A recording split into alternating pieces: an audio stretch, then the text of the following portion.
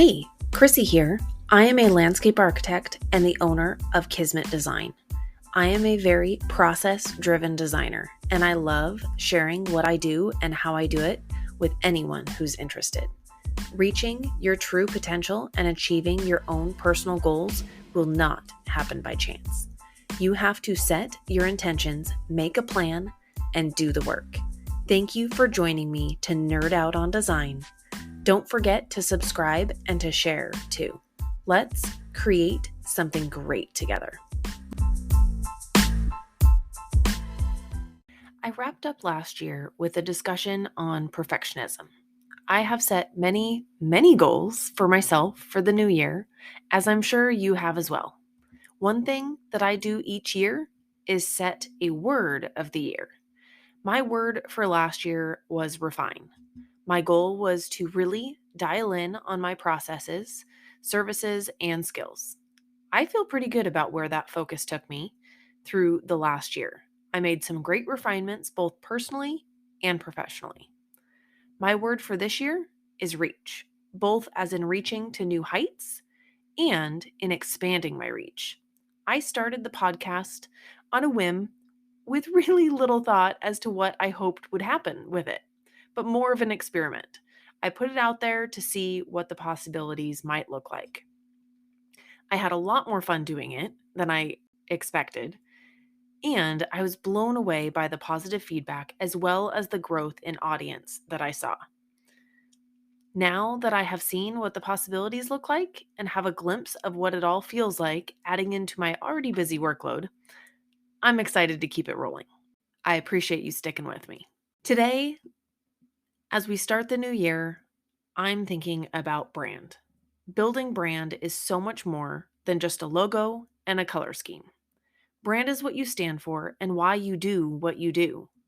Would you be inspired to hire a web designer if they told you that they just became a web designer only because they could get paid well and didn't really care about design?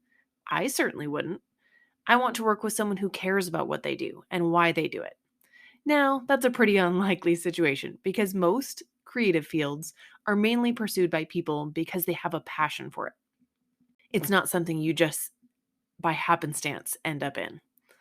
There are professions, however, where it is more common to find people that are not passionate about what they do or why they do it, but rather go to work as a means to an end to get paid to support their lifestyle. I believe the old adage is something along the lines of you either live to work or you work to live. One of the firsts that comes to mind is car sales. I don't know why. But if I had a choice of working with a car salesman who just cared about selling cars only as a means of getting paid and had no knowledge, passion, or drive for the product, or to work with someone who did it because they were really passionate about cars and spent their spare time researching competitive brands to figure out what the pros and cons were and owned that car themselves and could provide firsthand experience of what they like or didn't about the car that you're looking at, I think we'd all choose the latter. The catch is the passionate person might not be a good salesman by sales standards.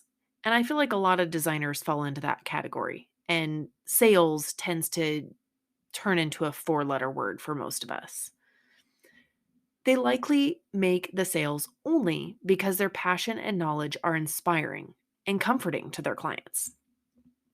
This is a dichotomy often found amongst business owners and upper level management in larger companies.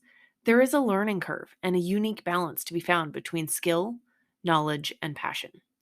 Maybe it's not a passion for the product, maybe it's a passion for customer service or a buying experience.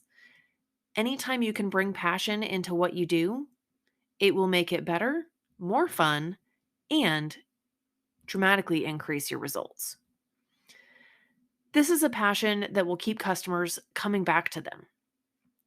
I have had many great and inspirational teachers who were passionate about what they were teaching and why. But there's one that really sticks out in my mind specifically for his passion. I unfortunately can't even remember his name, but I could picture his face clear as day. My husband, boyfriend at the time, in college, had just taken his class and I was in need of another elective for the upcoming semester. So, although I had little to no interest in astronomy, other than thinking that the stars and constellations were pretty to look at, I signed up. Needless to say, my husband gave me a good sales pitch for this teacher. It was a topic I was not passionate about, but the professor, who was infectionately passionate about it, you just couldn't help but be excited for class, which was good because it was early. That is the level of passion that I want to bring to my work and the infectious excitement I want to bring to my colleagues and my clients. The passion you have is the driving force in building your brand. Whether you're a business owner or employee, as a creative anything, you bring a critical piece to the brand that you serve and sell. Business ownership has its own skills and knowledge. Not everyone has those skills and knowledge, but can still be successful if they have a good brand and the foresight to be able to hire and fill their business shortcomings. Building a business that holds the client experience and customer service as top value will aid in success. Being able to build a brand that expresses the passion and knowledge that you have, as well as the drive and desire for why you chose that profession in the first place, will bring people to you. Just like that teacher that I had brought people into his classroom because they just wanted to see that passion. It was exciting and inspirational, even though many of us would never pursue degrees or careers in that field. Building a business that can continue to deliver that brand and that passion and follow through will bring repeat business and help establish a continuum of referrals for continued success. I've heard of designers that are brilliantly talented, but really challenging to work with and provide poor customer service. They likely don't get many referrals, or if they do, the referral comes with subtitles. I personally don't want my referrals to have subtitles or any butts attached. I strive for all of my clients to be lifelong superfans of me and my work. Most of my colleagues are solopreneurs, meaning they run a business of one. Their business brand is also their personal brand. It is them. They are selling themselves as much as they are selling the service. One cannot be distinctly separated from the other. Most creative fields, regardless of business size, are like this. As a designer, it can feel like you are giving a little piece of yourself to each client. Not giving it away like it leaves a hole, but giving them a replica of a piece of your creative genius. Say you hire a web designer. You're looking at the work they have done to ensure their style fits yours. You're talking with them to see if it feels like they're a good personal fit and deciding if their personal brand aligns with your goals and what feels right to you. Your clients go through that same process when interviewing you to design their landscape. Behind the scenes, they may have an assistant who's doing much of their production work, but ideally, they are overseeing and providing direction, clarity, and final approval before it gets to you, their client. Each product delivery has their stamp of approval and their touch. If it doesn't, you may find that what you thought you were getting from the initial selection process isn't what was delivered. For me, this has been the hardest part about trying to grow my team. I have a clear vision of services, experience, and product that my company will deliver. Finding the right person that shares that is important. If you haven't listened to enough of my content to figure it out, I have a very distinct ideas and methods of how I do everything. I'm very open to new ideas, and my favorite collaborators, whether that be employees or contractors, are the ones that challenge my way of thinking. But there are instances where I'm presented with a new idea or way of doing something by someone who just thinks it shouldn't be a certain way just because.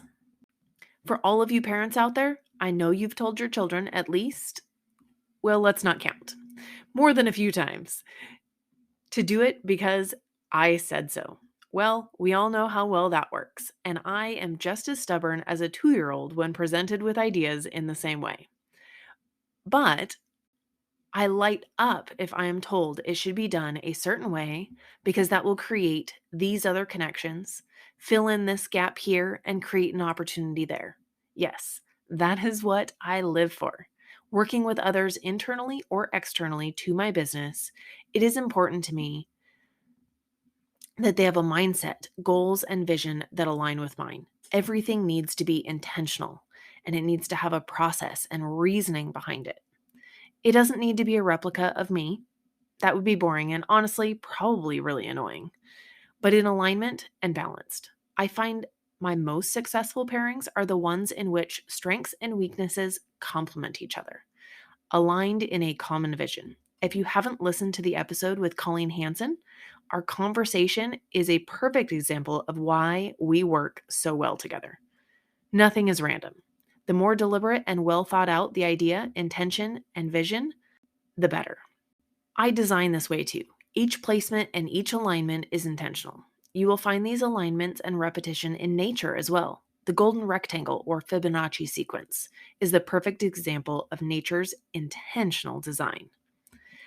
This existence of intentional proportions and sacred geometry can be found in art and architecture forever. Everything is related, and the purpose or direction of one thing will inform another. It may seem like we've gotten off topic, but not really.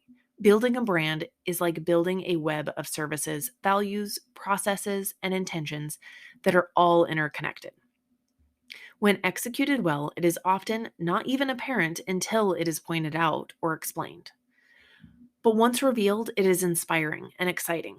Just like the conversation on design presentations, the design may be nice at first look, but given the explanation of why it is laid out the way it is and the thought behind the decisions made, adds another layer of understanding and enjoyment to the client experience. Building your brand, it should say something about you. Even the largest corporations started somewhere, and the most successful ones are the ones with deeply ingrained brands built on solid core values and vision. For me, I place very high standards on efficiency, dependability, positivity, and process, of course. These values can be seen in the clean, simple process I guide clients through, in the cheery colors on my website and my designs, my scheduling and communication practices, and so much more. Even the hosta image on my website that is visible to much of my other branding was selected for more than just because I think it's beautiful. Yes, it is pretty, but the name of the hosta is Great Expectations. Enough said, I think. The naming of my business was done intentionally as well. Many designers use their own name. I did not want to do that for many reasons, one of which is that most people have a really hard time spelling my name correctly. And that's okay. The name of my business is Kismet Design. Kismet means by destiny or fate, an event or course of events that will inevitably happen in the future. There were many other factors that led me to the word Kismet and why I chose it. I could go into great detail here, but I won't right now. Everything about your business, from its logo, services, processes, communication style, content, relationships, all say something that informs an outsider of your brand. Don't you want it to say something you are proud of and something that is accurate and on target with your vision and goals? I do. It is important to remember that brand is more than just imagery. It is a feeling and emotion as well. How you make your clients feel is part of your brand. It's not so tangible, but it's super important. I believe that it is the most important part of my brand. It is also the thing that leaves the most lasting impression and what inspires my clients to continue referring me to friends and family. Brand is an experience. I strive not to only deliver a well thought out design as my product, but an experience that the client will enjoy and one that brings simplicity and relief to a process by which can often be stressful and challenging. As I plan out my year and set in motion the means by which I will achieve my goals and how I will continue building my brand and expanding my reach, I want to highlight something. I love goals, and not just because the new year is upon us. I geek out on goals year round. I want to highlight gratitude.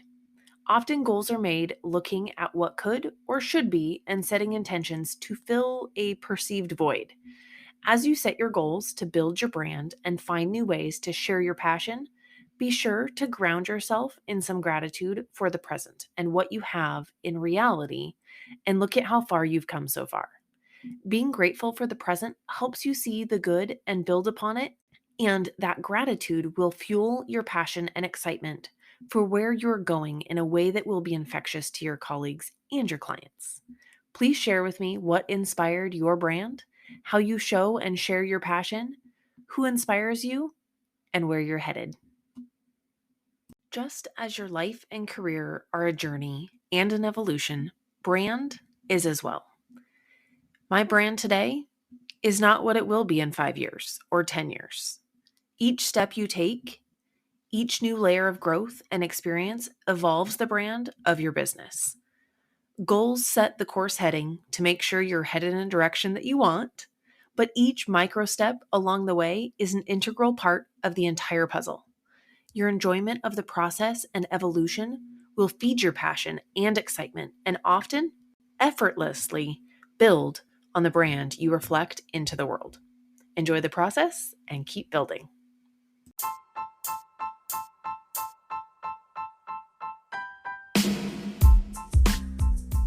To wrap up, I want to thank you for your time. I hope the ideas discussed today have left you feeling excited and energized. As I build both my business and my life, I value the support and feedback you provide. I would love for you to reach out to me to let me know what you think, give me ideas, or just to connect. Please don't forget to subscribe and also share with a friend. Until next time, go create something wonderful.